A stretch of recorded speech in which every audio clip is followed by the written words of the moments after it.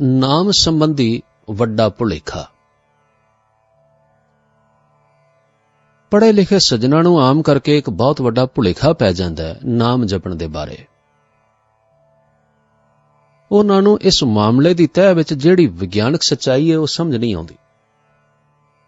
वो हन भी सच्चे, क्योंकि नाम दे अभ्यास तो बिना नाम दी महानता चंगी तरह समझ विच आ ही नहीं सकती। जिवें किसी नवीं चीज़ नूं खाण तो बिना उसदे स्वाद दा कोई अंदाज़ा नहीं लाया जा सकता, इस तरह नाम दी फिलासफी नूं पूरा समझण वास्ते सिवाए नाम दे अभ्यास दे होर कोई चंगा तरीका नहीं।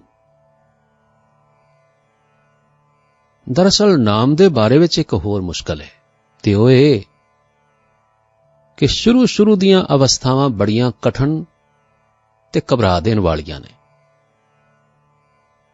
शायद इसे करके नाम जपण वल लोकां दी रुचि बहुत घट लगदी है। पर हीरे ते पहाड़ां दीआं चट्टानां विच ते मोती समुद्रां दीआं तहां विच लुके हुंदे ने। दुर्लभ ते कीमती चीज़ नूं हासिल करन वास्ते हमेशा सख्त भाल दी लोड़ हुंदी है। इस तरह नाम वर्गी दुर्लभ चीज़ भी बिना कोशिश तो अते अणथक मेहनत तो प्राप्त नहीं हो सकती। मैं इस मसले नूं इस तरह समझाण दी कोशिश कीती है, शायद किसी नूं फायदा हो सके। नाम दी फिलासफी। जिस चीज़ दा नाम लईए उस दी शकल, गुण ते सुभाव जां उस चीज़ नाल संबंध रखण वाले सारे ख्याल साडियां अखां अगे आ जांदे ने। किसी मित्र दा नाम लैके वेखो, उसदी सूरत, सुभाव ते उस दियां सारियां यादां दिमाग सामने आ खलोंदियां ने। रब दा नाम लिया, उसदी जो भी शकल जां गुण सानू मालूम होण वो अखां अगे आ जांदे ने।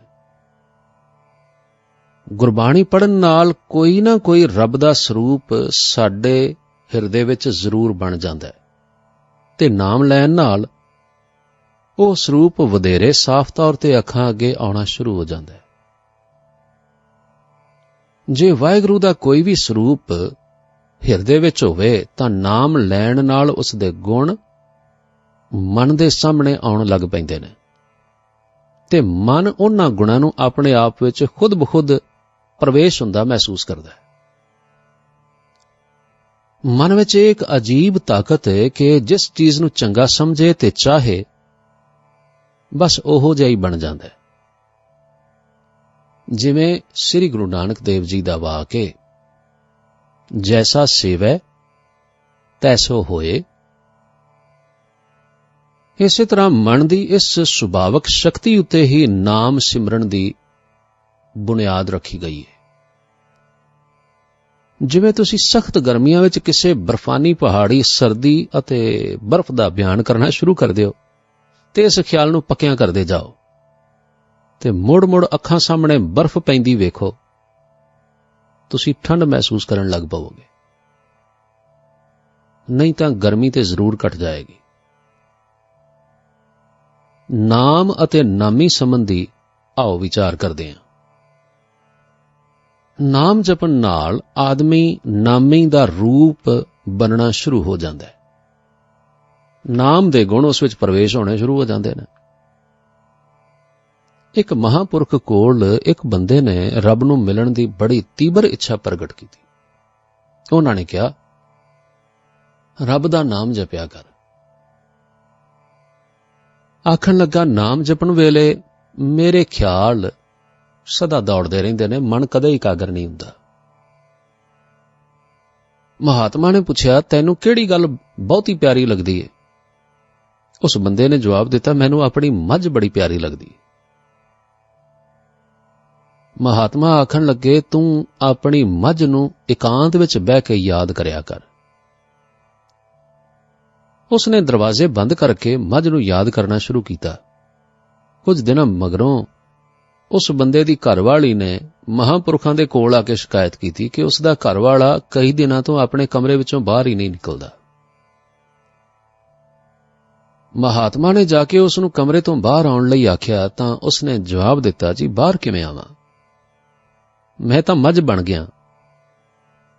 ਮੇਰੇ ਬੜੇ ਬੜੇ ਸਿੰਗ ਨੇ ਜਿਹੜੇ ਦਰਵਾਜ਼ੇ ਦੇ ਵਿੱਚੋਂ ਨਹੀਂ ਲੰਘ ਸਕਦੇ। ਮਹਾਤਮਾ ਆਖਣ ਲੱਗੇ, ਤੂੰ ਸੱਚ ਕਹਿੰਦਾ।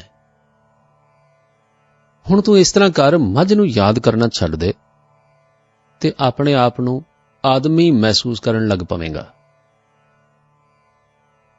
ਕੁਝ ਦਿਨਾਂ ਮਗਰੋਂ ਉਹ ਬੰਦਾ ਫਿਰ ਮਹਾਤਮਾ ਦੇ ਕੋਲ ਆਇਆ ਤਾਂ ਮਹਾਤਮਾ ਨੇ ਥਾਪੀ ਦਿੱਤੀ ਤੇ ਆਖਿਆ ਕਿ ਮਨ ਦੇ ਟਿਕਾਅ ਵਿੱਚ ਬੜੀ ਤਾਕਤ ਹੈ। ਜਿਵੇਂ ਤੂੰ ਆਦਮੀ ਤੋਂ ਮੱਝ ਤੇ ਮੱਝ ਤੋਂ ਫਿਰ ਆਦਮੀ ਬਣ ਗਿਆ ਹੈ, ਇਸੇ ਤਰ੍ਹਾਂ ਜੇ ਤੂੰ ਚਾਹੇ ਤਾਂ ਆਦਮੀ ਤੋਂ ਦੇਵਤਾ ਤੇ ਦੇਵਤੇ ਤੋਂ ਰੱਬ ਦਾ ਰੂਪ ਹੋ ਸਕਣਾ ਹੈ। ਮਨ ਦੇ ਟਿਕਾਓ ਵਾਸਤੇ ਨਾਮ ਜਪਣਾ ਬੜਾ ਜ਼ਰੂਰੀ ਹੈ। ਨਾਮ ਰੱਬ ਦੇ ਦੇਸ਼ ਜਾਣ ਵਾਲੀ ਗੱਡੀ ਆਖੋ ਜਾਂ ਜਹਾਜ਼,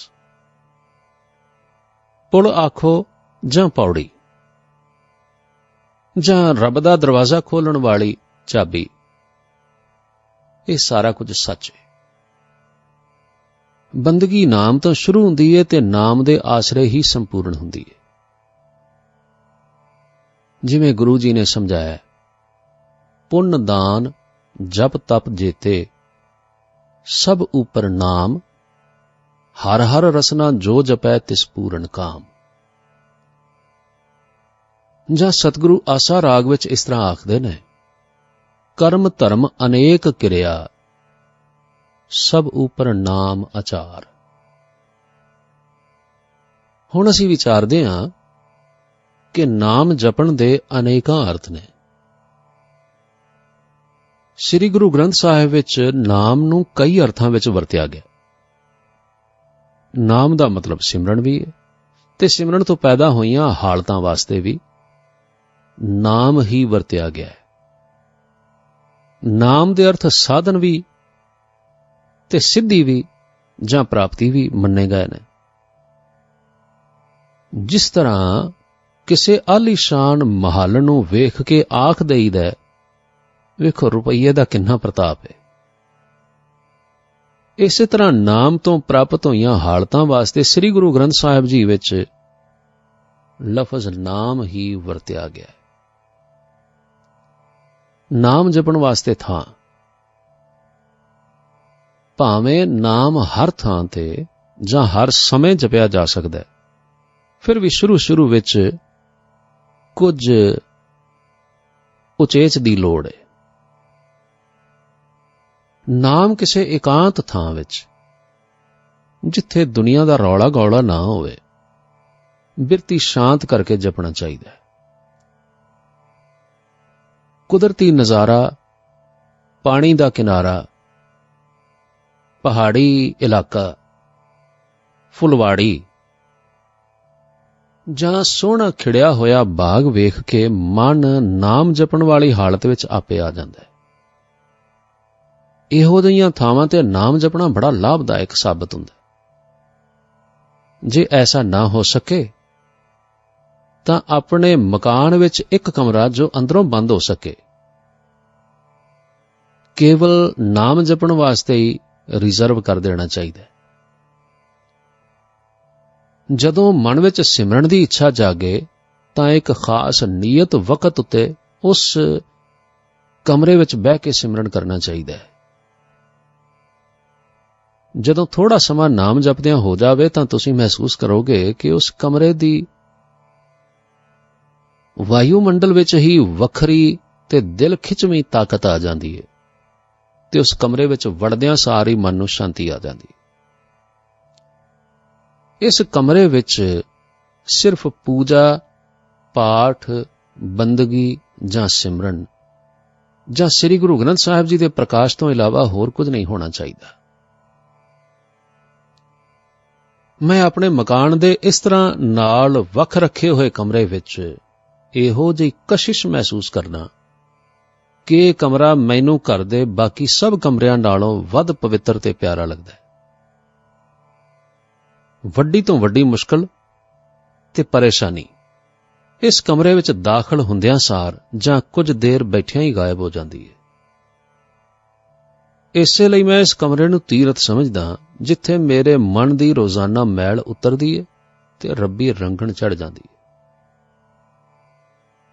ਇਸ ਕਮਰੇ ਵਿੱਚ ਧੂਫ ਦਿਖਾਉਣੀ, ਅਗਰਬੱਤੀ ਜਾਂ ਕਿਸੇ ਹੋਰ ਸੁਗੰਧੀ ਦਾ ਧੁਖਾਣਾ ਜਾਂ ਫੁੱਲਾਂ ਦਾ ਰੱਖਣਾ ਜਾਂ ਹੋਰ ਖੁਸ਼ਬੂਦਾਰ ਚੀਜ਼ਾਂ ਦਾ ਮੌਜੂਦ ਹੋਣਾ ਬੜਾ ਲਾਭਦਾਇਕ ਸਾਬਤ ਹੁੰਦਾ ਹੈ। ਇਹ ਚੀਜ਼ਾਂ ਮਨ ਨੂੰ ਸਹਿਜ ਅਵਸਥਾ ਵਿੱਚ ਲਿਜਾਣ ਵਾਸਤੇ ਸਹਾਇਤਾ ਕਰਦੀਆਂ ਨੇ। ਸਿਮਰਨ ਦਾ ਅਭਿਆਸ ਪੱਕਿਆਂ ਹੋਣ ਮਗਰੋਂ ਥਾਂ ਦੀ ਕੋਈ ਕੈਦ ਨਹੀਂ ਰਹਿੰਦੀ। ਜਿੱਥੇ ਜੀ ਕਰੇ ਜਾਂ ਬੰਦਾ ਜਿੱਥੇ ਵੀ ਹੋਵੇ, ਸਿਮਰਨ ਦਾ ਆਨੰਦ ਮਾਣ ਸਕਦਾ ਹੈ। ਜਿਵੇਂ ਗੁਰੂ ਜੀ ਨੇ ਆਖਿਆ ਨਾ, ਊਠਤ ਬੈਠਤ ਸੋਵਤ ਜਾਗਤ, ਇਹ ਮਨ ਤੁਝੈ ਚਿਤਾਰੈ। ਆਓ ਹੁਣ ਵਿਚਾਰਦੇ ਹਾਂ ਕਿ ਨਾਮ ਜਪਣ ਵਾਸਤੇ ਸਮਾਂ ਕਿਹੜਾ ਹੋਵੇ।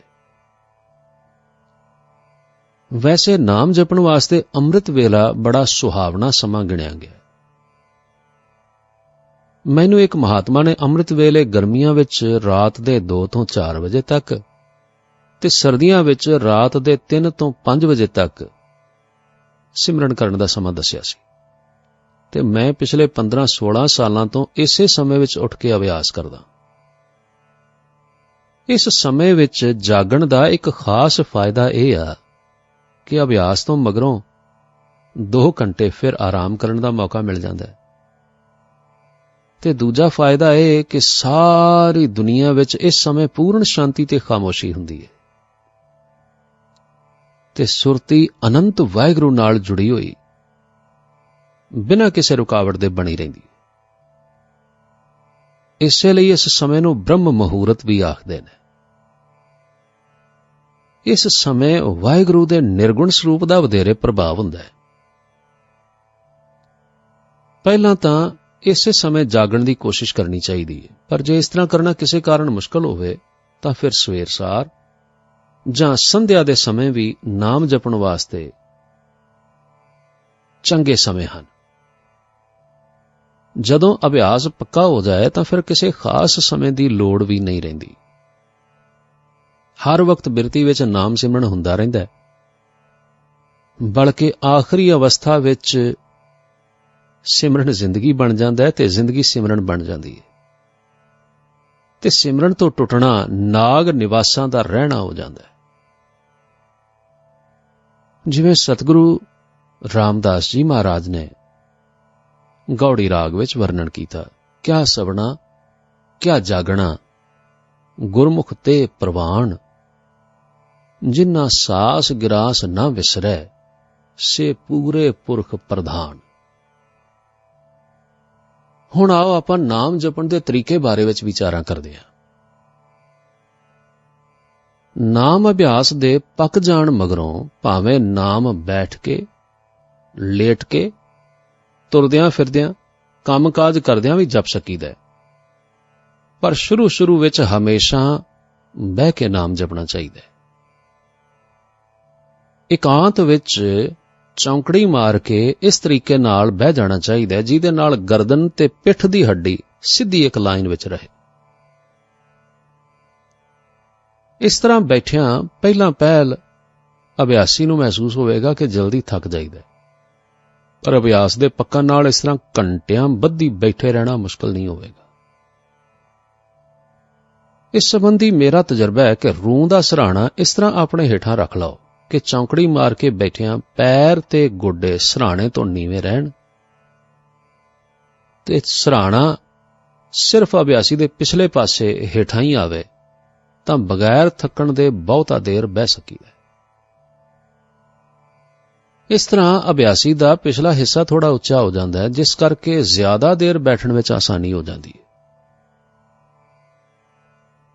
ਇੱਕ ਅਭਿਆਸੀ ਨੂੰ ਮੈਂ ਪਿੱਛੋਂ ਉੱਚੀ ਤੇ ਅੱਗੋਂ ਨੀਵੀਂ ਲੱਕੜ ਦੀ ਚੌਂਕੀ ਬਣਵਾ ਕੇ ਅਭਿਆਸ ਕਰਦਿਆਂ ਵੇਖਿਆ ਸੀ।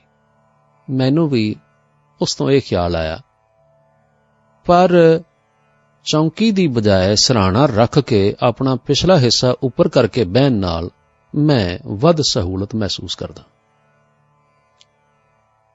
ਬਹਿ ਕੇ ਭਜਨ ਕਰਨ ਨਾਲ ਮਨ ਤੇ ਜ਼ਿਆਦਾ ਆਸਾਨੀ ਨਾਲ ਕਾਬੂ ਰਹਿੰਦਾ ਹੈ ਤੇ ਇਕਾਗਰਤਾ ਜਲਦੀ ਆਉਂਦੀ ਹੈ ਤੇ ਦੇਰ ਤੱਕ ਕਾਇਮ ਰਹਿੰਦੀ ਹੈ। ਨਾਮ ਜਪਣ ਵੇਲੇ ਸਾਵਧਾਨ ਤੇ ਇਕਾਗਰ ਚਿਤ ਰਹਿਣ ਦਾ ਸੁਨਹਿਰੀ ਅਸੂਲ ਸਦਾ ਯਾਦ ਰੱਖਣਾ ਚਾਹੀਦਾ ਹੈ। ਇਸ ਲਈ ਜਿੱਥੋਂ ਤੱਕ ਹੋ ਸਕੇ ਸਿੱਧੇ ਬਹਿ ਕੇ ਬਗੈਰ ਢਾਸਣੇ ਦੀ ਸਹਾਇਤਾ ਦੇ ਸਿਮਰਨ ਕਰਨ ਦੀ ਆਦਤ ਪਾਉਣੀ ਅਖੀਰ ਵਿੱਚ ਬੜੀ ਲਾਭਦਾਇਕ ਪ੍ਰਤੀਤ ਹੁੰਦੀ ਹੈ। ਸਿੱਧੇ ਬਹਿਣਾ ਪਹਿਲਾਂ ਪਹਿਲ ਜ਼ਰੂਰ ਮੁਸ਼ਕਲ ਪ੍ਰਤੀਤ ਹੁੰਦਾ ਹੈ, ਪਰ ਦ੍ਰਿੜਤਾ ਨਾਲ ਉੱਦਮ ਕਰਦਿਆਂ ਇਸ ਦੀ ਐਸੀ ਆਦਤ ਪੈ ਜਾਂਦੀ ਹੈ ਕਿ ਬਹਿ ਕੇ ਸਿਮਰਨ ਕਰਨ ਵਿੱਚ ਹੀ ਮਨ ਜ਼ਿਆਦਾ ਆਸਾਨੀ ਤੇ ਖੁਸ਼ੀ ਪ੍ਰਤੀਤ ਕਰਦਾ ਹੈ। ਫਿਰ ਨਾਮ ਅਭਿਆਸ ਦੀਆਂ ਉਤਲੀਆਂ ਮੰਜ਼ਲਾਂ ਵਿੱਚ ਜਦੋਂ ਅਭਿਆਸੀ ਖੇਡਣ ਲੱਗ ਪਵੇ ਤਾਂ ਉਹ ਖੁਦ ਬਖੁਦ ਵੇਖੇਗਾ ਕਿ ਜਦੋਂ ਉਸ ਦੀ ਸੁਰਤੀ ਉੱਚੇ ਆਤਮਿਕ ਮੰਡਲਾਂ ਤੋਂ ਮੁੜਦੀ ਹੈ ਜਾਂ ਉਖੜਦੀ ਹੈ ਤੇ ਉਸ ਨੂੰ ਦ੍ਰਿਸ਼ਟਮਾਨ ਸੰਸਾਰ ਵਿੱਚ ਆਪਣੇ ਸਰੀਰ ਦੀ ਮੁੜ ਹੋਸ਼ ਆਉਂਦੀ ਹੈ, ਤਾਂ ਬਹਿਣ ਦੀ ਅਵਸਥਾ ਵਿੱਚ ਹੋਣ ਨਾਲ ਸਰੀਰ ਉੱਤੇ ਕਾਬੂ ਛੇਤੀ ਤੋਂ ਛੇਤੀ ਅਤੇ ਚੰਗੀ ਤਰ੍ਹਾਂ ਪਾ ਸਕੀਦਾ ਹੈ। ਜਿਹੜੇ ਸੱਜਣ ਬਹਿ ਕੇ ਭਜਨ ਕਰਨ ਵਿੱਚ ਕੋਈ ਤਕਲੀਫ ਪ੍ਰਤੀਤ ਕਰਨ, ਉਹ ਜਿਸ ਤਰੀਕੇ ਵਿੱਚ ਕਰ ਸਕਣ ਉਹੋ ਜਿਹਾ ਤਰੀਕਾ ਹੀ ਅਖਤਿਆਰ ਕਰ ਲੈਣਾ ਚਾਹੀਦਾ ਹੈ। ਕਿਸੇ ਵੀ ਗੁਰਮੁਖ ਦਾ ਨਿਸ਼ਾਨਾ ਸਿਮਰਨ ਕਰਨ ਦੀ ਆਦਤ ਪਾਉਣਾ, ਜਿਵੇਂ ਪੈ ਜਾਏ ਉਵੇਂ ਚੰਗੀ, ਪਰ ਵਿਗਿਆਨਕ ਤਰੀਕੇ ਨਾਲ ਕਰਨ ਲਈ ਬੈਠ ਕੇ ਸਿਮਰਨ ਕਰਨਾ ਹੀ ਚੰਗਾ ਹੈ। ਨਾਮ ਸਿਮਰਨ ਵਿੱਚ ਬਹਿ ਕੇ ਸਭ ਤੋਂ ਪਹਿਲਾਂ 5-7 ਵਾਰ ਧੰਨ ਗੁਰੂ ਨਾਨਕ ਆਖਣਾ ਚਾਹੀਦਾ ਹੈ ਤੇ ਉਸ ਤੋਂ ਮਗਰੋਂ ਸਰਬੱਤ ਦੇ ਭਲੇ ਦੀ ਖਿਆਲੀ ਤਰੰਗ ਸਾਰੀ ਸ੍ਰਿਸ਼ਟੀ ਵੱਲ ਭੇਜਣੀ ਚਾਹੀਦੀ ਹੈ। ਐਸਾ ਕਰਨ ਨਾਲ ਮਨ ਛੇਤੀ ਅਡੋਲਤਾ ਤੇ ਸਹਿਜ ਦੀ ਅਵਸਥਾ ਵਿੱਚ ਆ ਜਾਂਦਾ ਹੈ। ਜਦੋਂ ਵੀ ਮੈਂ ਸਿਮਰਨ ਵਿੱਚ ਸਰਬੱਤ ਦੇ ਭਲੇ ਦੀ ਜਾਂ ਸਰਬੱਤ ਦੇ ਪਿਆਰ ਦੀ ਲਹਿਰ ਇਸ ਸ੍ਰਿਸ਼ਟੀ ਵੱਲ ਭੇਜਣਾ, ਤਾਂ ਇਸ ਲਹਿਰ ਨੂੰ ਫੌਰਨ ਸਭ ਪਾਸਿਆਂ ਤੋਂ ਛਾ ਜਾਂਦਿਆਂ ਕਰਤਾਰ ਦੀ ਸਾਰੀ ਰਚਨਾ ਦਾ ਮੂੰਹ ਚੁੰਮਦਿਆਂ ਖੰਡਾਂ ਬ੍ਰਹਿਮੰਡਾਂ ਨੂੰ ਛਾਤੀ ਨਾਲ ਲਾਉਂਦਿਆਂ ਤੇ ਸਭ ਪਾਸਿਆਂ ਤੋਂ ਪਿਆਰ ਤੇ ਸ਼ੁਭ ਇੱਛਾ ਨਾਲ ਲੱਦੀਆਂ ਹੋਈਆਂ ਲਹਿਰਾਂ ਆਪਣੇ ਵੱਲ ਮੁੜ ਆਉਂਦੀਆਂ ਤੇ ਮਨ ਵਿੱਚ ਅਥਾਹ ਸ਼ਾਂਤੀ ਦੇ ਸੋਮੇ ਖੋਲ੍ਹਦੀਆਂ ਪ੍ਰਤੀਤ ਕਰਦਾ। ਨਾਮ ਜਪਣ ਦੀਆਂ 3 ਅਵਸਥਾਵਾਂ ਨੇ। ਪਹਿਲੀ ਅਵਸਥਾ, ਆਪਣੀ ਜ਼ੁਬਾਨ ਨਾਲ ਬੋਲ ਬੋਲ ਕੇ ਨਾਮ ਜਪਣਾ। ਸ਼ੁਰੂ ਵਿੱਚ ਰਸਨਾ ਨਾਲ ਬੋਲ ਕੇ ਨਾਮ ਜਪਣਾ ਚਾਹੀਦਾ ਹੈ। ਜੇ ਜ਼ੁਬਾਨ ਨਾਲ ਨਾਮ ਜਪਿਆਂ ਮਨ ਨਾ ਠਹਿਰੇ ਤਾਂ ਨਾਲ ਨਾਲ ਮਾਲਾ ਦੇ ਮਣਕੇ ਫੇਰ ਲੈਣੇ ਚਾਹੀਦੇ ਨੇ। ਇਸ ਤਰ੍ਹਾਂ ਬਿਰਤੀ ਕੁਝ ਮਾਲਾ ਵਿੱਚ ਤੇ ਕੁਝ ਸਿਮਰਨ ਵਿੱਚ ਲੱਗ ਜਾਂਦੀ ਹੈ। ਜ਼ੁਬਾਨ ਨਾਲ ਨਾਮ ਜਪਿਆਂ ਜਿਹੜੀ ਧੀਮੀ ਆਵਾਜ਼ ਆਵੇ ਉਸ ਵੱਲ ਖਿਆਲ ਰੱਖਣਾ ਚਾਹੀਦਾ ਹੈ ਤੇ ਮਨ ਨੂੰ ਬਾਹਰ ਜਾਣ ਤੋਂ ਰੋਕਣਾ ਚਾਹੀਦਾ ਹੈ। ਜਦੋਂ ਰੁਕ ਜਾਵੇ ਤਾਂ ਫਿਰ ਮੁੜ ਕੇ ਸਿਮਰਨ ਵਿੱਚ ਲਿਆਉਣਾ ਚਾਹੀਦਾ ਹੈ। ਸ਼ੁਰੂ ਵਿੱਚ ਮਨ ਬਹੁਤ ਘਬਰਾਉਂਦਾ ਹੈ ਤੇ ਇੱਕ ਥਾਂ ਤੇ ਟਿਕਣ ਤੋਂ ਝਿਜਕਦਾ ਹੈ। ਇਸ ਕਸ਼ਮਕਸ਼ ਵਿੱਚ ਇਹ ਖਿਆਲ ਆਉਣਾ ਸ਼ੁਰੂ ਹੋ ਜਾਂਦਾ ਹੈ, ਮੈਂ ਕੀ ਬਖੇੜਾ ਪਾ ਲਿਆ, ਮੈਂ ਕਿਹੜਾ ਕਿਤੇ ਕਿਸੇ ਥਾਂ ਤੇ ਪਹੁੰਚਣਾ ਹੈ। ਜਦੋਂ ਆਲੇ ਦੁਆਲੇ ਮੇਰੇ ਹੋਰ ਕੋਈ ਨਾਮ ਨਹੀਂ ਜਪਦਾ ਤਾਂ ਮੈਨੂੰ ਇਸ ਝੰਜਟ ਵਿੱਚ ਪੈਣ ਦੀ ਕੀ ਲੋੜ ਹੈ। ਇਸ ਤਰ੍ਹਾਂ ਦੇ ਬੜੇ ਦਿਲ ਢਾਉਣ ਵਾਲੇ ਖਿਆਲ ਦਿਮਾਗ ਵਿੱਚ ਚੱਕਰ ਲਾਉਂਦੇ ਨੇ ਤੇ ਇਹਨਾਂ ਤੋਂ ਬਿਲਕੁਲ ਘਬਰਾਉਣਾ ਨਹੀਂ ਚਾਹੀਦਾ। ਦੇਖੋ, ਗੁਰੂ ਜੀ ਨੇ ਆਖਿਆ ਸੀ, ਬਿਨ ਹਰ ਭਜਨ ਨਾ ਹੀ ਛੁਟਕਾਰਾ। ਜਾਂ ਸਤਿਗੁਰੂ ਸ੍ਰੀ ਗੁਰੂ ਅਰਜਨ ਦੇਵ ਜੀ ਆਖਦੇ ਨੇ, ਗੋਬਿੰਦ ਮਿਲਣ ਕੀ ਇਹ ਤੇਰੀ ਬਰੀਆ। ਭਾਈ, ਮਨੁੱਖਾ ਜੀਵਨ ਤੇ ਰੱਬ ਨੂੰ ਮਿਲਣ ਦੀ ਇੱਕ ਵਾਰੀ ਹੈ। ਇਹੋ ਜਿਹੇ ਗੁਰੂ ਦੇ ਬਚਨ ਆਪਣੀਆਂ ਅੱਖਾਂ ਸਾਹਮਣੇ ਰੱਖਣੇ ਚਾਹੀਦੇ ਨੇ। ਨਾਮ ਜਪਣ ਵਾਸਤੇ ਕੋਈ ਲਫ਼ਜ਼ ਆਪਣੇ ਧਰਮ, ਨਿਸ਼ਚੇ ਜਾਂ ਗੁਰੂ ਦੇ ਹੁਕਮ ਅਨੁਸਾਰ ਚੁਣਨਾ ਚਾਹੀਦਾ ਹੈ। ਰੱਬ ਦੇ ਜਿੰਨੇ ਨਾਮ ਨੇ ਸਭ ਉੱਤਮ ਨੇ। ਸਤਿਗੁਰੂ ਗੁਰੂ ਨਾਨਕ ਦੇਵ ਜੀ ਆਖਦੇ ਨੇ, ਬਲਿਹਾਰੀ ਜਾਓ ਜੇਤੇ ਤੇਰੇ ਨਾਮ ਹੈ। ਜਾਂ ਸ੍ਰੀ ਗੁਰੂ ਅਰਜਨ ਦੇਵ ਜੀ ਮਹਾਰਾਜ ਫਰਮਾਨ ਕਰਦੇ ਨੇ, ਕਾਰਨ ਕਰਨ ਕਰੀਮ ਸਰਬ ਪ੍ਰਤਪਾਲ ਰਹੀਮ। ਅੱਲਾਹ ਅਲਖ ਅਪਾਰ, ਖੁਦ ਖੁਦਾਏ ਵੱਡ ਬੇਸ਼ੁਮਾਰ। ਓ ਨਮੋ ਭਗਵੰਤ ਗੁਸਾਈ, ਖਾਲਕ ਰਬ ਰਹਾ ਸਰਬ ਠਾਈ। ਇਸ ਸ਼ਬਦ ਵਿੱਚ ਵਾਹਿਗੁਰੂ ਦੇ ਅਨੇਕਾਂ ਨਾਵਾਂ ਦਾ ਜ਼ਿਕਰ ਹੈ, ਪਰ ਮੈਂ ਵਾਹਿਗੁਰੂ ਦੇ ਸ਼ਬਦ ਦਾ ਜਾਪ ਖੁਦ ਕਰਦਾ ਤੇ ਸਾਰੇ ਗੁਰਸਿੱਖਾਂ ਨੂੰ ਇਸੇ ਸ਼ਬਦ ਦਾ ਜਾਪ ਕਰਨ ਦੀ ਸਿਫਾਰਿਸ਼ ਕਰਾਂਗਾ। ਮੇਰੇ ਖਿਆਲ ਵਿੱਚ ਹੋਰ ਸਾਰੇ ਨਾਮ ਜਿਵੇਂ ਰਾਮ, ਓਮ, ਅੱਲਾ, ਗੋਬਿੰਦ, ਮਾਧੋ ਰੱਬ ਦੇ ਕਿਸੇ ਇੱਕ ਗੁਣ ਦਾ ਜ਼ਿਕਰ ਕਰਦੇ ਨੇ, ਤੇ ਅਭਿਆਸੀ ਨੂੰ ਜਦੋਂ ਰੱਬ ਦੇ ਸਰਗੁਣ ਤੇ ਨਿਰਗੁਣ ਦੋਹਾਂ ਸਰੂਪਾਂ ਦਾ ਗਿਆਨ ਹੋ ਜਾਏ ਤਾਂ ਉਸ ਵੇਲੇ ਰੱਬ ਨੂੰ ਐਸੇ ਸ਼ਬਦ ਨਾਲ ਯਾਦ ਕਰਨਾ ਜਿਸ ਤੋਂ ਇੱਕ ਗੁਣ ਜ਼ਾਹਰ ਹੋਵੇ ਚੰਗਾ ਨਹੀਂ ਲੱਗਦਾ। ਦੇਖੋ, ਸਮੁੰਦਰ ਦਾ ਨਾਮ ਪਿਆਲਾ ਰੱਖਣ ਵਾਲੀ ਗੱਲ ਹੋ ਜਾਂਦੀ ਹੈ ਤੇ ਬਿਰਤੀ ਵਿੱਚ ਫਰਕ ਪੈਂਦਾ।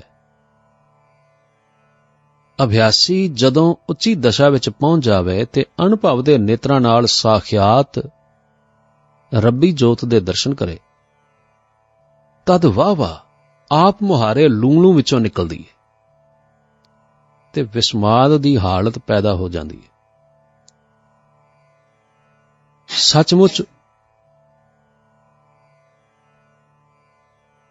ਸੱਚਮੁੱਚ ਉਦੋਂ ਹੀ ਵਾਹਿਗੁਰੂ ਦੇ ਗੂੜੇ ਤੇ ਅੰਤਰੀਵ ਭਾਵ ਦੀ ਸਮਝ ਆਉਂਦੀ ਹੈ। ਰੱਬ ਨੂੰ ਇੱਕ ਲਫ਼ਜ਼ ਵਿੱਚ ਮੁਕੰਮਲ ਤੌਰ ਤੇ ਬਿਆਨ ਕਰਨ ਲਈ ਸਿਵਾਏ ਗੁਰੂ ਦੇ ਹੋਰ ਕੋਈ ਯੋਗ ਸ਼ਬਦ ਵਰਤਿਆ ਨਹੀਂ ਜਾ ਸਕਦਾ।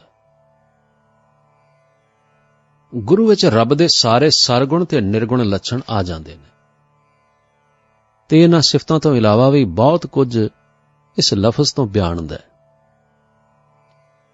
ਇਸ ਵਾਸਤੇ ਵਾਹਿਗੁਰੂ ਦੇ ਸ਼ਬਦ ਦਾ ਸਿਮਰਨ ਦਾ ਮੈਂ ਬਹੁਤ ਵੱਡਾ ਹਾਮੀ ਹਾਂ। ਗੁਰੂ ਘਰ ਵਿੱਚ ਗੁਰੂ ਤੋਂ ਮੁਰਾਦ ਸਿਰਫ ਦੇਹਧਾਰੀ ਗੁਰੂ ਨਹੀਂ ਹੁੰਦੀ, ਬਲਕਿ ਈਸ਼ਵਰ ਅਤੇ ਬ੍ਰਹਮ ਵਾਸਤੇ ਵੀ ਇਹ ਹੀ ਲਫ਼ਜ਼ ਵਰਤਿਆ ਗਿਆ ਹੈ। ਕਵੀ ਸੰਤੋਖ ਸਿੰਘ ਜੀ ਅਤੇ ਹੋਰ ਪੁਰਾਤਨ ਲੇਖਕਾਂ ਨੇ ਵੀ ਵਾਹਿਗੁਰੂ ਦੇ ਸ਼ਬਦ ਦੀ ਬੜੀ ਮਨੋਹਰ ਵਿਆਖਿਆ ਕੀਤੀ ਤੇ ਭਾਈ ਗੁਰਦਾਸ ਜੀ ਦੱਸ ਗਏ ਨੇ ਕਿ ਇਹ ਲਫ਼ਜ਼ ਵਾਹਿਗੁਰੂ ਗੁਰੂ ਨਾਨਕ ਦੇਵ ਨੇ ਹੀ ਰਚਿਆ। ਜਿਵੇਂ ਭਾਈ ਗੁਰਦਾਸ ਲਿਖਦੇ ਨੇ, ਵਾਹਿਗੁਰੂ ਸੱਚ ਮੰਤਰ ਸੁਣਾਇਆ, ਤੇ ਫਿਰ ਆਖਦੇ ਨੇ ਇਹ ਨਾਮ ਗੁਰੂ ਮੰਤਰ ਅਰਥਾਤ ਸ਼੍ਰੋਮਣੀ ਨਾਮ ਹੈ ਤੇ ਇਸ ਦਾ ਫਲ ਹਉਮੈ ਦੀ ਨਿਵਰਤੀ ਹੈ। ਜਿਵੇਂ ਵਾਹਿਗੁਰੂ ਗੁਰ ਮੰਤਰ ਹੈ, ਜਪ ਹਉਮੈ ਖੋਈ। ਗੁਰਮਤਿ ਅਨੁਸਾਰ ਜਗਤ ਦਾ ਅਸਲ ਗੁਰੂ ਹੈ ਹੀ ਵਾਹਿਗੁਰੂ, ਜਿਸ ਦਾ ਕੋਈ ਸਰੀਰ ਨਹੀਂ। ਜਿਵੇਂ ਕਬਿਓ ਬਾਚ ਬੇਨਤੀ ਚੌਪਾਈ ਵਿੱਚ ਜ਼ਿਕਰ ਹੈ, ਆਦ ਅੰਤ ਏਕੈ ਅਵਤਾਰਾ, ਸੋਈ ਗੁਰੂ ਸਮਝਿਓ ਹਮਾਰਾ, ਨਮਸਕਾਰ ਤਿਸ ਹੀ ਕਉ ਹਮਾਰੀ, ਸਕਲ ਪ੍ਰਜਾ ਜਿਨ ਆਪ ਸਵਾਰੀ। ਜਾਂ ਸ੍ਰੀ ਗੁਰੂ ਰਾਮਦਾਸ ਜੀ ਫਰਮਾਉਂਦੇ ਨੇ, ਸਤਿਗੁਰੂ ਮੇਰਾ ਸਦਾ ਸਦਾ ਨਾ ਆਵੇ ਨਾ ਜਾਏ, ਉਹ ਅਬਿਨਾਸ਼ੀ ਪੁਰਖ ਹੈ ਸਭ ਮੈਂ ਰਹਾ ਸਮਾਏ। ਗੁਰੂ ਦੀ ਮੂਰਤ ਪਹਿਲਾਂ ਪਹਿਲ ਕਈ ਅਭਿਆਸੀ ਵਾਹਿਗੁਰੂ ਸ਼ਬਦ ਦੇ ਨਾਲ ਅੱਖਾਂ ਦੇ ਸਾਹਮਣੇ ਗੁਰੂ ਨਾਨਕ ਦੇਵ ਜੀ ਜਾਂ ਗੁਰੂ ਗੋਬਿੰਦ ਸਿੰਘ ਸਾਹਿਬ ਜੀ ਮਹਾਰਾਜ ਜਾਂ ਕਿਸੇ ਹੋਰ ਅਵਤਾਰ ਦਾ ਜਾਂ ਸਥੂਲ ਚੀਜ਼ ਦਾ ਧਿਆਨ ਧਰਦੇ ਨੇ, ਪਰ ਉਹਨਾਂ ਨੂੰ ਅਖੀਰਲੀਆਂ ਅਵਸਥਾਵਾਂ ਵਿੱਚ ਬੜੀ ਮੁਸ਼ਕਲ ਆਉਂਦੀ ਹੈ। ਮੈਂ ਆਪ ਸ੍ਰੀ ਗੁਰੂ ਨਾਨਕ ਦੇਵ ਜੀ ਦੀ ਤਸਵੀਰ ਸਾਹਮਣੇ ਰੱਖ ਕੇ ਸਿਮਰਨ ਕਰਦਾ ਸਾਂ। ਪਹਿਲਾਂ ਮਨ ਦੇ ਟਿਕਾਣ ਵਿੱਚ ਇਸ ਜੁਗਤੀ ਨੇ ਮੇਰੀ ਬੜੀ ਮਦਦ ਕੀਤੀ ਤੇ ਮੇਰਾ ਅਭਿਆਸ ਇੰਨਾ ਵਧਿਆ ਕਿ ਸਿਮਰਨ ਵਿੱਚ ਬੈਠਿਆਂ ਗੁਰੂ ਨਾਨਕ ਦੇਵ ਜੀ ਦੀ ਤਸਵੀਰ ਵੇਖਦਿਆਂ ਬਿਜਲੀ ਚਮਕਣੀ ਸ਼ੁਰੂ ਹੋ ਜਾਏ ਤੇ ਫਿਰ ਉਸ ਤਸਵੀਰ ਵਿੱਚ ਜਾਨ ਪੈ ਜਾਵੇ ਤੇ ਗੁਰੂ ਨਾਨਕ ਦੇਵ ਜੀ ਸਾਖਿਆਤ ਬੈਠੇ ਹੋਏ ਦਿਸਣ। ਪਹਿਲੋਂ ਤਾਂ ਮੇਰੀ ਖੁਸ਼ੀ ਦੀ ਕੋਈ ਹੱਦ ਨਹੀਂ ਸੀ ਰਹਿੰਦੀ। ਜਦੋਂ ਚਾਹਾਂ ਗੁਰੂਦੇਵ ਦੇ ਇਸ ਤਰ੍ਹਾਂ ਦੇ ਦਰਸ਼ਨ ਕਰ ਲਵਾਂ। ਹੌਲੀ ਹੌਲੀ ਇਹ ਅਭਿਆਸ ਇੰਨਾ ਪੱਕ ਗਿਆ ਕਿ ਤਸਵੀਰ ਮੇਰੇ ਹਿਰਦੇ ਵਿੱਚ ਰਹਿਣ ਲੱਗ ਪਈ, ਤੇ ਜਦੋਂ ਜੀ ਕਰੇ ਅੱਖਾਂ ਮੀਟ ਕੇ ਦਰਸ਼ਨ ਕਰ ਲਵਾਂ। ਇਸ ਅਵਸਥਾ ਨੂੰ ਮੈਂ ਇੱਕ ਵਾਰ ਕਵਿਤਾ ਵਿੱਚ ਲਿਖਿਆ ਸੀ। ਪੂਰੇ ਗੁਰਦੇਵ ਤੇਰਾ ਲੈਂਦਿਆਂ ਹੀ ਨਾਮ, ਇੱਕ ਅੱਖੀਆਂ ਦੇ ਅੱਗੇ ਤਸਵੀਰ ਖਿੱਚੀ ਜਾਵੰਦੀ, ਮੀਟ ਲਵਾਂ ਅੱਖੀਆਂ ਕਿ ਕਿਤੇ ਨਜ਼ਰ ਨਾ ਲੱਗ ਜਾਵੇ, ਅੱਖੀਆਂ ਤੋਂ ਲੈ ਕੇ ਦਿਲ ਵਿੱਚ ਜਾ ਸਮਾਵੰਦੀ। ਭੁੱਲ ਗਈਆਂ ਖੇਡਾਂ ਸਾਨੂੰ ਜਦੋਂ ਦੀ ਇਹ ਖੇਡ ਲੱਭੀ, ਪਰ ਹਾਂ ਹੈਰਾਨ ਇੱਕ ਸਮਝ ਨਹੀਂ ਆਵੰਦੀ, ਤੇਰੇ ਜਿਹੇ ਗੁਰੂ ਬੇਪਰਵਾਹ ਸ਼ਹਿਨਸ਼ਾਹ ਤਾਈਂ, ਮੇਰੇ ਦਿਲ ਜਿਹੀ ਤੰਗ ਜਗ੍ਹਾ ਤੈਨੂੰ ਕਿਵੇਂ ਭਾਵੰਦੀ। ਇਹ ਦਸ਼ਾ ਪ੍ਰਪੱਕ ਹੋ ਜਾਣ ਨਾਲ ਰੱਬ ਦੇ ਨਿਰਗੁਣ ਸਰੂਪ ਦਾ ਧਿਆਨ ਧਰਨਾ ਔਖਾ ਹੋ ਜਾਂਦਾ ਹੈ, ਤੇ ਨਿਰਗੁਣ ਸਰੂਪ ਦੀ ਸਮਝ ਤੇ ਇਸ ਵਿੱਚ ਲੀਨ ਹੋਣਾ ਭਜਨ ਦੀ ਆਖਰੀ ਮੰਜ਼ਿਲ ਹੈ। ਜਦੋਂ ਮੈਂ ਨਿਰਗੁਣ ਸਰੂਪ ਦਾ ਧਿਆਨ ਧਰਨਾ ਚਾਹੁੰਦਾ ਸਾਂ ਤਾਂ ਮੇਰੇ ਸਾਹਮਣੇ ਗੁਰੂ ਸਾਹਿਬ ਦੀ ਸ਼ਕਲ ਆ ਜਾਂਦੀ ਸੀ। ਅਖੀਰ ਜਿੰਨੇ ਯਤਨ ਨਾਲ ਇਸ ਤਸਵੀਰ ਦੇ ਹੂਬਹੂ ਦਰਸ਼ਨ ਕਰਨ ਦੀ ਦਸ਼ਾ ਪੈਦਾ ਕੀਤੀ ਸੀ, ਉਸ ਤੋਂ ਵੀ ਵੱਧ ਕੋਸ਼ਿਸ਼ ਨਾਲ ਇਸ ਆਦਤ ਨੂੰ ਤੋੜਨਾ ਪਿਆ। ਇਸ ਵਾਸਤੇ ਪਹਿਲਾਂ ਤੋਂ ਹੀ ਨਿਰਗੁਣ ਸਰੂਪ ਦੀ ਪ੍ਰਾਪਤੀ ਦਾ ਨਿਸ਼ਾਨਾ ਸਾਹਮਣੇ ਰੱਖਣਾ ਚਾਹੀਦਾ ਹੈ। ਅਭਿਆਸ ਕੇਵਲ ਸ਼ਬਦ ਸੁਰਤ ਦਾ ਹੀ ਹੋਣਾ ਚਾਹੀਦਾ ਹੈ। ਜਿਸ ਅੱਖਰ ਦਾ ਜਾਪ ਕਰੀਏ ਕੇਵਲ ਉਸੇ ਦੇ ਸੁਣਨ ਵੱਲ ਧਿਆਨ ਲਾਉਣਾ ਚਾਹੀਦਾ ਹੈ ਤੇ ਵਾਹਿਗੁਰੂ ਜੀ ਨੂੰ ਅੰਗ ਸੰਗ ਮਹਿਸੂਸ ਕਰਨਾ। ਦੂਜੀ ਅਵਸਥਾ, ਸੁਰਤੀ ਵਿੱਚ ਨਾਮ ਦਾ ਵਾਸ। ਜ਼ੁਬਾਨ ਨਾਲ ਨਾਮ ਜਪਦਿਆਂ ਜਪਦਿਆਂ ਕਦੇ-ਕਦੇ ਇਹੋ ਜਿਹੀ ਅਵਸਥਾ ਪੈਦਾ ਹੋਣੀ ਸ਼ੁਰੂ ਹੋ ਜਾਂਦੀ ਹੈ ਕਿ ਜ਼ੁਬਾਨ ਨਾਲ ਨਾਮ ਜਪਣ ਦੀ ਬਜਾਏ ਸੁਰਤੀ ਵਿੱਚ ਆਪਣੇ ਆਪ ਜਪਿਆ ਜਾਣਾ ਸ਼ੁਰੂ ਹੋ ਜਾਂਦਾ ਹੈ। ਜ਼ੁਬਾਨ ਬੰਦ ਰਹਿੰਦੀ ਹੈ, ਪਰ ਸੁਰਤੀ ਵਿੱਚ ਮੈਂਟਲੀ ਨਾਮ ਜਪਦੇ ਰਹੀਦਾ ਹੈ। ਇਸ ਹਾਲਤ ਵਿੱਚ ਬੜੀ ਸ਼ਾਂਤੀ ਤੇ ਸਵਾਦ ਆਉਂਦਾ ਹੈ। ਫਿਰ ਅਭਿਆਸ ਦੇ ਵਧਣ ਨਾਲ ਹਰ ਵੇਲੇ ਜਾਂ ਜਦੋਂ ਚਾਹੋ ਸੁਰਤੀ ਵਿੱਚ ਨਾਮ ਦਾ ਜਾਪ ਹੁੰਦਾ ਰਹਿੰਦਾ ਹੈ। ਰਸਨਾ ਖਾਮੋਸ਼ ਹੁੰਦੀ ਹੈ। ਇੱਥੇ ਸਿਮਰਨ ਦਾ ਇਸ ਸਰੀਰ ਦਾ ਸੰਬੰਧ, ਭਾਵ ਸਰੀਰ ਦੀ ਕੋਸ਼ਿਸ਼ ਨਾਲ ਨਾਮ ਜਪਣਾ, ਇਹ ਵਾਲਾ ਸੰਬੰਧ ਖਤਮ ਹੋ ਜਾਂਦਾ ਹੈ ਤੇ ਸੁਰਤੀ ਦਾ ਸਿਮਰਨ ਦਿਨ ਬ ਦਿਨ ਵੱਧ ਜਾਂਦਾ ਹੈ। ਹੁਣ ਸੁਰਤੀ ਪਕਣੀ ਸ਼ੁਰੂ ਹੋ ਜਾਂਦੀ ਹੈ। ਮਨ ਬਾਹਰਲੀਆਂ ਬਿਰਤੀਆਂ ਤੋਂ ਛੁਟਕਾਰਾ ਪਾ ਕੇ ਆਪਣੀ ਸੁਰਤੀ ਵਿੱਚ ਇਕਾਗਰ ਹੋਣਾ ਸ਼ੁਰੂ ਹੋ ਜਾਂਦਾ ਹੈ।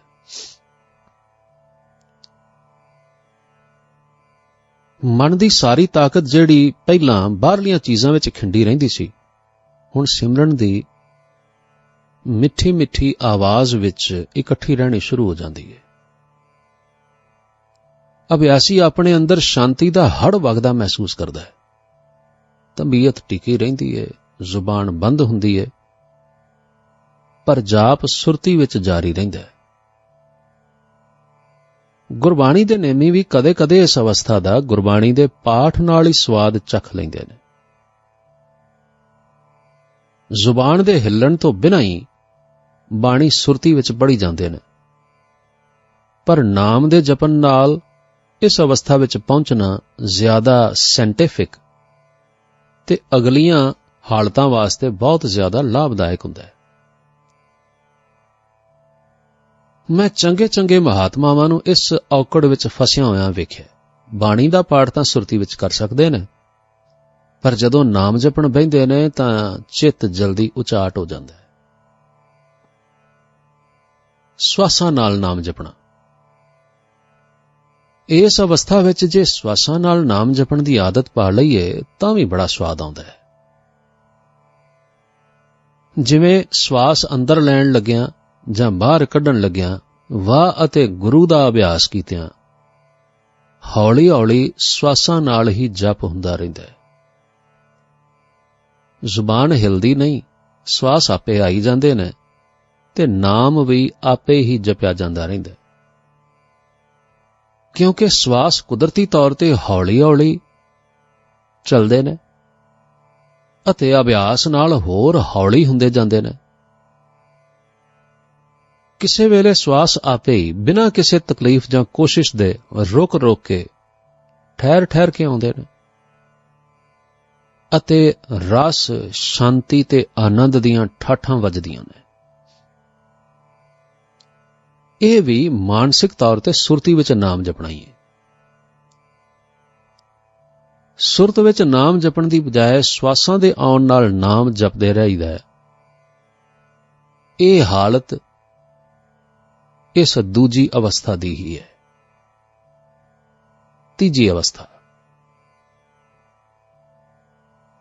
ਤੀਜੀ ਅਵਸਥਾ ਦੀਆਂ ਨਿਸ਼ਾਨੀਆਂ।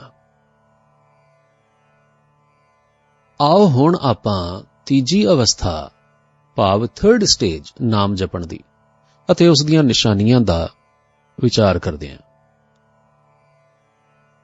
ਨਾਮ ਦੀ ਤੀਜੀ ਅਵਸਥਾ ਬੜੀ ਅਜੀਬ ਹੈ।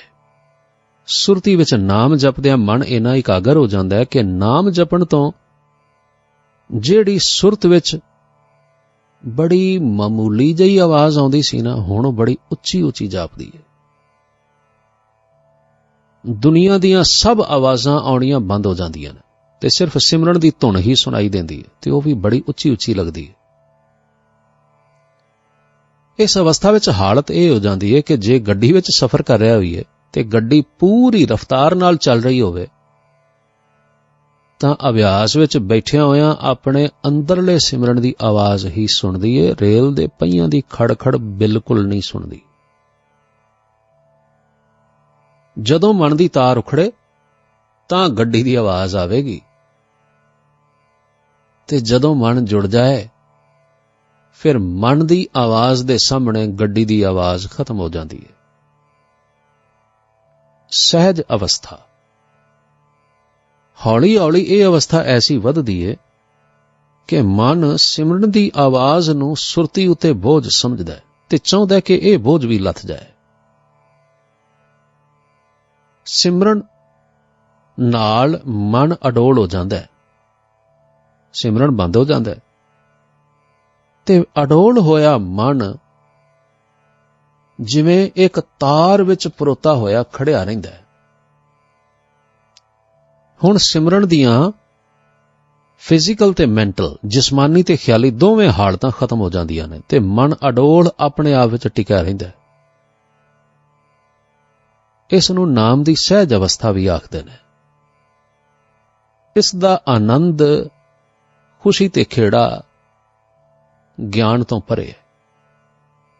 ਇਸ ਵੇਲੇ ਦਿਲ ਆਖਦਾ ਹੈ, ਜਿਨੀ ਐਸਾ ਹਰ ਨਾਮ ਨਾ ਚੇਤਿਓ, ਸੇ ਕਾਹੇ ਜਗ ਆਏ ਰਾਮ ਰਾਜੇ। ਇਸ ਅਵਸਥਾ ਵਿੱਚ ਨਾਮ ਦੇ ਮਹਾਰਸ ਦਾ ਸਵਾਦ ਆਉਂਦਾ ਹੈ। ਮਨ ਹਰ ਵਕਤ ਮਤਵਾਲਾ ਹੋਇਆ ਰਹਿੰਦਾ ਹੈ ਤੇ ਮਨ ਆਪਣੇ ਆਪ ਵਿੱਚੋਂ ਐਸਾ ਸਰੂਰ ਮਹਿਸੂਸ ਕਰਦਾ ਹੈ, ਐਸਾ ਆਨੰਦ ਮਹਿਸੂਸ ਕਰਦਾ ਹੈ ਕਿ ਦੁਨੀਆ ਦੇ ਸਭ ਰਸ ਫਿੱਕੇ ਲੱਗਦੇ ਨੇ। ਮਨ ਨੂੰ ਮਹਿਸੂਸ ਹੁੰਦਾ ਜਿਵੇਂ ਕੋਈ ਬੜੀ ਦੁਰਲੱਭ ਚੀਜ਼ ਲੱਭ ਪਈ ਹੋਵੇ। ਜਦੋਂ ਮਨ ਇਸ ਅਵਸਥਾ ਵਿੱਚੋਂ ਉਖੜਦਾ ਹੈ ਤਾਂ ਫਿਰ ਸੁਰਤੀ ਦਾ ਸਿਮਰਨ ਹੋ ਜਾਂਦਾ ਹੈ ਤੇ ਉਥੋਂ ਫਿਰ ਇਸ ਅਡੋਲ ਸਹਿਜ ਅਵਸਥਾ ਵਿੱਚ ਆਪੇ ਪਹੁੰਚਦਾ। ਹੁਣ ਆਓ ਆਪਾਂ ਦੋ ਭੁਲੇਖਿਆਂ ਦਾ ਵੀ ਵਰਣਨ ਕਰਦੇ ਹਾਂ। ਪਹਿਲਾ ਭੁਲੇਖਾ। ਮੈਨੂੰ ਪਹਿਲਾਂ ਪਹਿਲ ਇਸ ਅਵਸਥਾ ਵਿੱਚ ਪਹੁੰਚ ਕੇ ਬੜਾ ਭੁਲੇਖਾ ਲੱਗਣਾ। ਮੈਂ ਸਮਝਾਂ ਕਿ ਭਾਵੇਂ ਆਨੰਦ ਦੀ ਕੋਈ ਹੱਦ ਨਹੀਂ, ਪਰ ਸਿਮਰਨ ਤੇ ਬੰਦ ਹੋ ਗਿਆ। ਇਸ ਵਾਸਤੇ ਇਸ ਅਵਸਥਾ ਵਿੱਚ ਬਿਨਾਂ ਸਿਮਰਨ ਦੇ ਬੈਠੇ ਰਹਿਣਾ ਬੰਦਗੀ ਵਿੱਚ ਸ਼ਾਮਲ ਨਹੀਂ, ਕਿਉਂਕਿ ਮੈਂ ਬੰਦਗੀ ਪਹਿਲਾਂ ਕੇਵਲ ਰਸਨਾ ਨਾਲ ਨਾਮ ਜਪਣਾ ਹੀ ਸਮਝਦਾ ਸਾਂ ਤੇ ਫਿਰ ਸੁਰਤੀ ਵਿੱਚ ਨਾਮ ਜਪਣ ਨੂੰ ਬੰਦਗੀ ਸਮਝਦਾ ਸਾਂ। ਹੁਣ ਮੈਨੂੰ ਲੱਗੇ ਕਿ ਸਿਮਰਨ ਤੇ ਬਿਲਕੁਲ ਬੰਦ ਹੈ। ਇਸ ਲਈ ਇਸ ਅਡੋਲ ਹਾਲਤ ਵਿੱਚ ਟਿਕੇ ਰਹਿਣਾ ਐਵੇਂ ਸਮਾਂ ਖਰਾਬ ਕਰਨਾ ਹੈ। ਕਈ ਸਾਲ ਇਸ ਭਟਕਣ ਵਿੱਚ ਰਹਿਣ ਮਗਰੋਂ ਅਖੀਰ ਮੈਂ ਮਹਾਂਪੁਰਖਾਂ ਨੂੰ ਮਿਲ ਕੇ ਆਪਣਾ ਸ਼ੱਕ ਦੂਰ ਕਰਨ ਦਾ ਯਤਨ ਕੀਤਾ। ਪਹਿਲੋਂ ਮੈਂ ਸ੍ਰੀਮਾਨ ਬਾਬਾ ਅਤਰ ਸਿੰਘ ਜੀ ਨੂੰ ਮਿਲਿਆ, ਜਿਨ੍ਹਾਂ ਨੇ ਮੇਰੀ ਸਾਰੀ ਅਵਸਥਾ ਸੁਣ ਕੇ ਆਖਿਆ ਕਾਕਾ, ਤੇਰੀ ਇਹ ਅਵਸਥਾ ਤਾਂ ਪਹਿਲੀਆਂ ਅਵਸਥਾਵਾਂ ਨਾਲੋਂ ਵੀ ਚੰਗੀ ਹੈ, ਤੇ ਸਿਮਰਨ ਦਾ ਤੇ ਮੁੱਖ ਮੰਤਵ ਹੀ ਇਹ ਅਡੋਲ ਅਵਸਥਾ ਪੈਦਾ ਕਰਨਾ ਹੁੰਦਾ ਹੈ। ਫਿਰ ਕੁਝ ਸਾਲਾਂ ਮਗਰੋਂ ਮੈਂ ਡਾਕਟਰ ਚੰਨਣ ਸਿੰਘ ਜਗਰਾਓਂ ਵਾਲਿਆਂ ਦੀ ਸੰਗਤ ਰਾਹੀਂ ਬਾਬਾ ਨੰਦ ਸਿੰਘ ਕਲੇਰਾਂ ਵਾਲਿਆਂ ਕੋਲ ਪਹੁੰਚਿਆ। ਆਪ ਨੇ ਵੀ ਮੇਰੀ ਕਹਾਣੀ ਸੁਣ ਕੇ ਫਰਮਾਇਆ, ਸਿਮਰਨ ਦੀਆਂ ਪਹਿਲੀਆਂ ਅਵਸਥਾਵਾਂ ਵਿੱਚ ਜੀਭ ਦਾ ਤੇ ਸੁਰਤ ਦਾ ਸਿਮਰਨ ਹੁੰਦਾ ਹੈ, ਤੇ ਇਸ ਤੋਂ ਮਗਰੋਂ ਸਿਮਰਨ ਅਡੋਲ ਅਤੇ ਟਿਕਾਓ ਵਾਲੀ ਅਵਸਥਾ ਵਿੱਚ ਹੀ ਹੈ। ਆਪ ਜੀ ਨੇ ਫਰਮਾਨ ਕੀਤਾ, ਜਦੋਂ ਜੀਵ ਜ਼ੁਬਾਨ ਨਾਲ ਜਾਂ ਸੁਰਤੀ ਨਾਲ ਸਿਮਰਨ ਕਰਦਾ ਹੈ ਤਾਂ ਪਰਮਾਤਮਾ ਨਾਲੋਂ ਵੱਖ ਹੁੰਦਾ ਹੈ ਤੇ ਮਾਲਕ ਦੀ ਆਰਾਧਨਾ ਕਰਦਾ ਹੈ।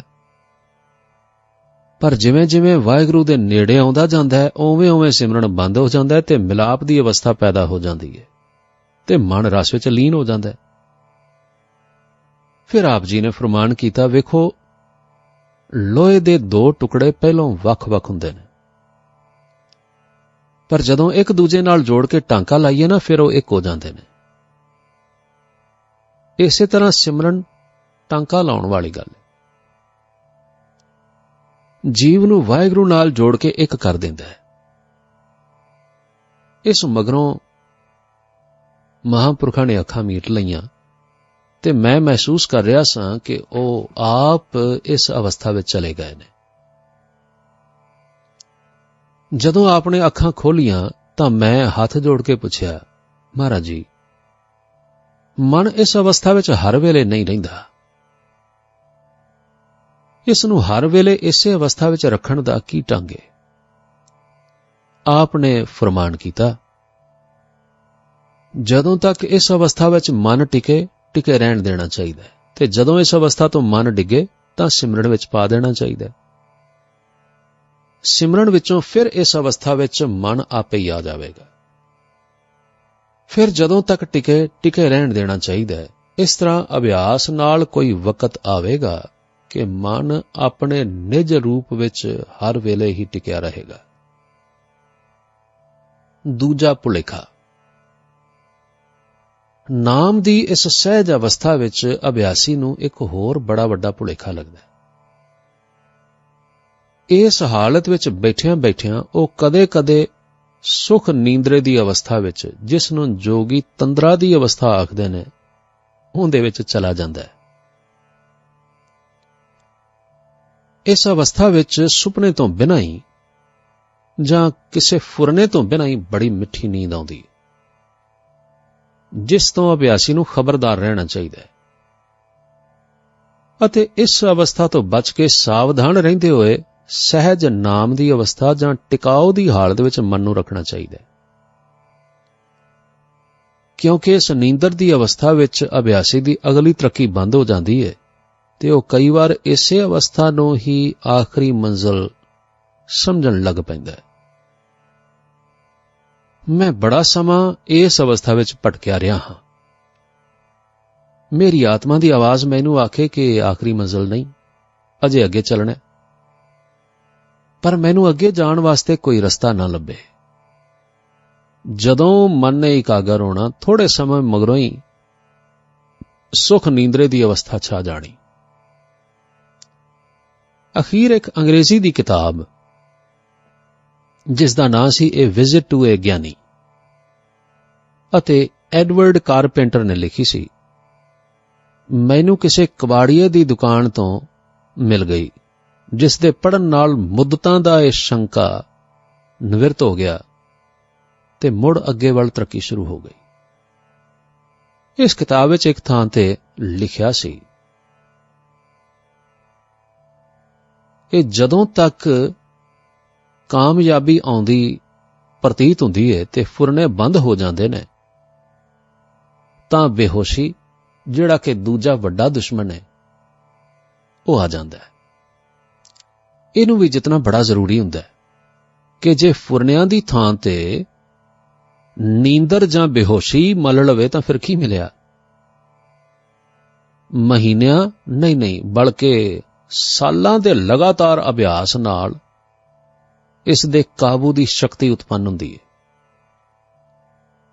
ਤਾਂ ਅਜੀਬ ਪਰ ਪ੍ਰਤੱਖ ਆਤਮਿਕ ਤਬਦੀਲੀਆਂ ਪ੍ਰਤੱਖ ਵਾਪਰਦੀਆਂ ਨੇ।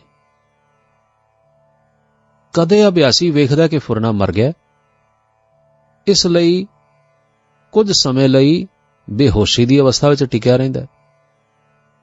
ਫਿਰ ਇਹ ਪਰਦਾ ਵੀ ਉੱਠ ਜਾਂਦਾ ਹੈ ਤੇ ਉਹ ਆਪਣੇ ਸਰੀਰ ਵਿੱਚ ਅਥਾਹ ਅਨੰਤ ਰੌਸ਼ਨੀ ਤੇ ਅਨੁਭਵੀ ਗਿਆਨ ਤੇ ਜਲਾਲ ਠਾਠਾਂ ਮਾਰਦਾ ਪ੍ਰਤੀਤ ਕਰਦਾ ਹੈ, ਜੋ ਕਿ ਉਸ ਦੇ ਅੰਦਰ ਬਾਹਰ ਭਰਪੂਰ ਜਾਪਦਾ ਹੈ। ਉਹ ਆਪਣੇ ਆਪ ਨੂੰ ਪਾਣੀ ਵਿੱਚ ਰੱਖੇ ਹੋਏ ਇੱਕ ਘੜੇ ਵਾਂਗ ਮਹਿਸੂਸ ਕਰਦਾ ਹੈ, ਜਿਸ ਦੇ ਅੰਦਰ ਵੀ ਪਾਣੀ ਹੈ ਤੇ ਬਾਹਰ ਵੀ ਪਾਣੀ ਹੈ। ਇਸ ਅਨੁਭਵੀ ਗਿਆਨ ਵਿੱਚ ਆਤਮਿਕ ਹੋਸ਼ ਹੁੰਦੀ ਹੈ, ਫੁਰਨਾ ਨਹੀਂ ਹੁੰਦਾ। ਇਸ ਸੰਬੰਧ ਵਿੱਚ ਪਾਂਡੀਚਰੀ ਵਾਲੇ ਸ਼੍ਰੀ ਅਰਬਿੰਦੋ ਘੋਸ਼ ਦੇ ਆਸ਼ਰਮ ਦੇ ਇੰਚਾਰਜ ਮਾਤਾ ਮੀਰਾ ਜੀ, ਜਿਹੜੇ ਕਿ ਇੱਕ ਫਰਾਂਸੀਸੀ ਔਰਤ ਨੇ, ਉਹ ਲਿਖਦੇ ਨੇ, ਆਮ ਤੌਰ ਤੇ ਜਿਸ ਨੂੰ ਤੁਸੀਂ ਸੁਪਨਾ ਰਹਿਤ ਨੀਂਦਰ ਆਖਦੇ ਹੋ ਨਾ, ਉਸ ਵਿੱਚ ਦੋ ਗੱਲਾਂ ਹੁੰਦੀਆਂ ਨੇ। ਜਾਂ ਤੇ ਤੁਹਾਨੂੰ ਆਏ ਸੁਪਨੇ ਯਾਦ ਨਹੀਂ ਹੁੰਦੇ,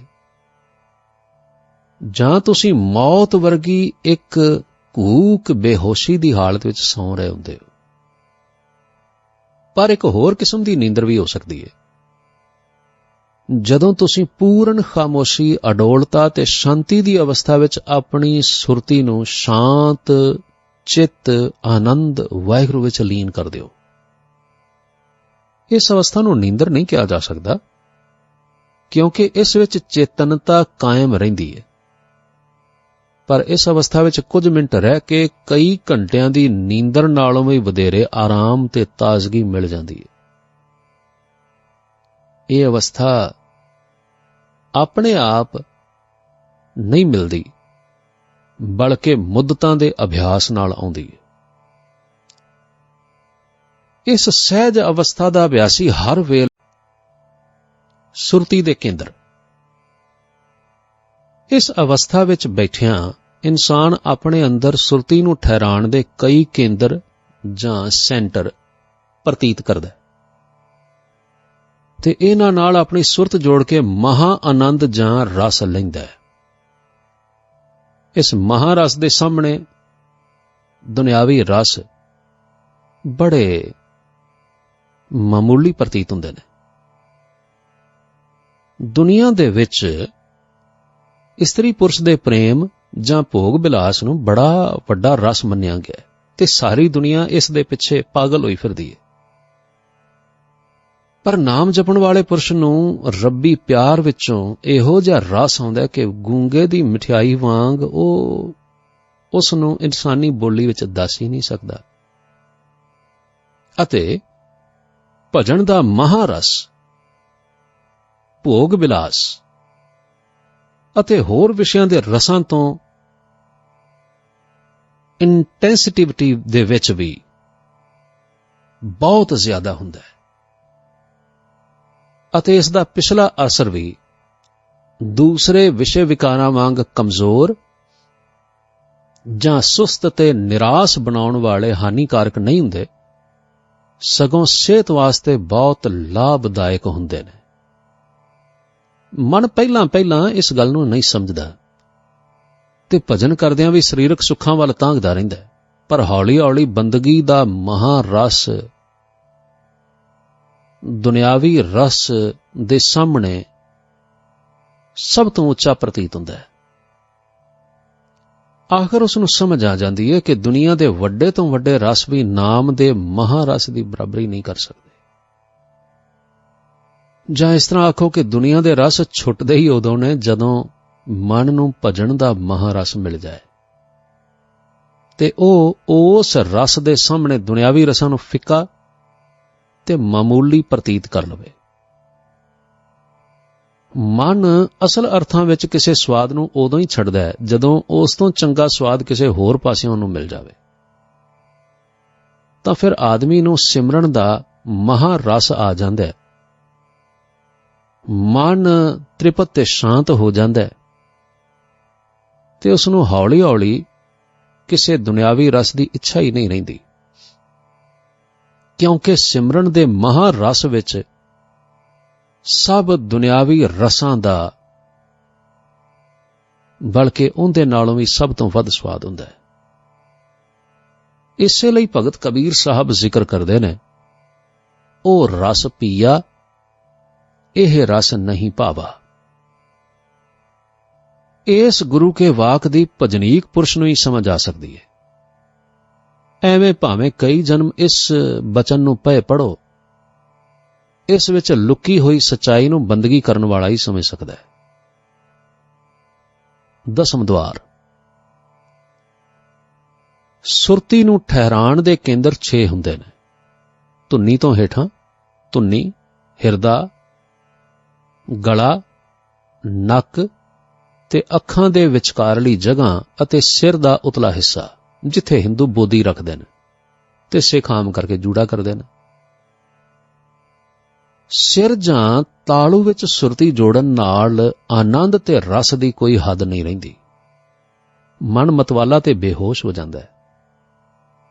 ਗੁਰਬਾਣੀ ਵਿੱਚ ਇਸ ਥਾਂ ਨੂੰ 10ਵਾਂ ਦੁਆਰ ਲਿਖਿਆ ਹੈ। ਇਸ ਸਥਾਨ ਦੀ ਅਸਚਰਜ ਉਪਮ ਹੈ, ਪਰ ਇੱਥੇ ਪਹੁੰਚਣ ਵਾਸਤੇ ਕਾਹਲੀ ਨਹੀਂ ਕਰਨੀ ਚਾਹੀਦੀ। ਮੈਂ ਕਾਹਲੀ ਕਰਨ ਦੇ ਨਤੀਜੇ ਬੜੇ ਭਿਆਨਕ ਵੇਖੇ ਨੇ। ਇਸ ਸਥਾਨ ਤੇ ਪੂਰਨ ਅਭਿਆਸੀ ਪੁਰਸ਼ ਨੂੰ ਹੀ ਪਹੁੰਚਣਾ ਚਾਹੀਦਾ ਹੈ। ਔਰ ਇੱਕ ਐਸਾ ਰਸਦਾਇਕ ਸਥਾਨ ਹੈ ਕਿ ਇਥੋਂ ਮੁੜਨ ਨੂੰ ਜੀ ਨਹੀਂ ਕਰਦਾ। ਇਸ ਅਸਥਾਨ ਵਿੱਚ ਸਮਾਧੀ ਪੈਦਾ ਹੋ ਜਾਂਦੀ ਹੈ ਤੇ ਸੁਰਤੀ ਬੇਹੋਸ਼ ਹੋ ਜਾਂਦੀ ਹੈ ਤੇ ਮਹਾਂਪੁਰਖ ਇਸ ਅਸਥਾਨ ਵਿੱਚ ਸਮਾ ਜਾਂਦੇ ਨੇ। ਇਸ ਅਵਸਥਾ ਦੇ ਰਸ ਮਾਨਣ ਵਾਲੇ ਮਹਾਂਪੁਰਖ ਨੂੰ ਦੁਨਿਆਵੀ ਜ਼ਿੰਦਗੀ ਵਿੱਚ ਬਹੁਤ ਘੱਟ ਦਿਲਚਸਪੀ ਰਹਿ ਜਾਂਦੀ ਹੈ। ਮੈਂ ਜਦੋਂ ਇਸ ਸਥਾਨ ਤੋਂ ਵਾਪਸ ਉਤਰਦਾ ਤਾਂ ਸਾਰੀ ਦੁਨੀਆ ਬੜੀ ਓਪਰੀ, ਬੇਗਾਨੀ, ਭੁੱਲੀ ਭਟਕਦੀ ਤੇ ਡਾਵਾਂ ਡੋਲ ਪ੍ਰਤੀਤ ਹੁੰਦੀ ਹੈ। ਇਸ ਅਵਸਥਾ ਦੇ ਮਗਰੋਂ ਮੈਨੂੰ ਕਈ ਦਿਨ ਇਸ ਮਾਤ ਲੋਕ ਵਿੱਚ ਰਹਿਣ ਨੂੰ ਜੀ ਨਹੀਂ ਕਰਦਾ ਅਤੇ ਮੈਨੂੰ ਆਪਣੇ ਮਨ ਨੂੰ ਇਥੋਂ ਦੀਆਂ ਦਿਲਚਸਪੀਆਂ ਤੇ ਸੋਹਣੀਆਂ ਗੱਲਾਂ, ਇਥੋਂ ਦੇ ਰਸ ਯਾਦ ਕਰਾਉਣੇ ਪੈਂਦੇ ਨੇ ਅਤੇ ਦੁਨੀਆ ਵਿੱਚ ਦਿਲ ਲਗਾਉਣ ਦੇ ਕਈ ਯਤਨ ਕਰਨੇ ਪੈਂਦੇ ਨੇ। ਇੱਕ ਮਹਾਂਪੁਰਖ ਆਖਦੇ ਸਨ, ਦੁਨੀਆਦਾਰਾਂ ਨੂੰ ਇਸ ਅਵਸਥਾ ਵਿੱਚ ਬਹੁਤਾ ਨਹੀਂ ਜਾਣਾ ਚਾਹੀਦਾ, ਕਿਉਂਕਿ ਫਿਰ ਉਹਨਾਂ ਦੁਨੀਆ ਦੇ ਕੰਮਕਾਰ ਦੇ ਲਾਇਕ ਨਹੀਂ ਰਹਿੰਦੇ। ਕਿਸੇ ਕੰਮ ਵਿੱਚ ਖੁੱਭ ਕੇ ਮਿਹਨਤ ਨਹੀਂ ਕਰ ਸਕਦੇ ਤੇ ਉਹਨਾਂ ਨੂੰ ਇਸ ਸਥਾਨ ਦੀ ਮਿੱਠੀ ਯਾਦ ਸੁਪਨੇ ਵਿੱਚ ਪਾਤਸ਼ਾਹੀ ਭੋਗਣ ਵਾਂਗ ਬਾਰ-ਬਾਰ ਆਉਂਦੀ ਰਹਿੰਦੀ।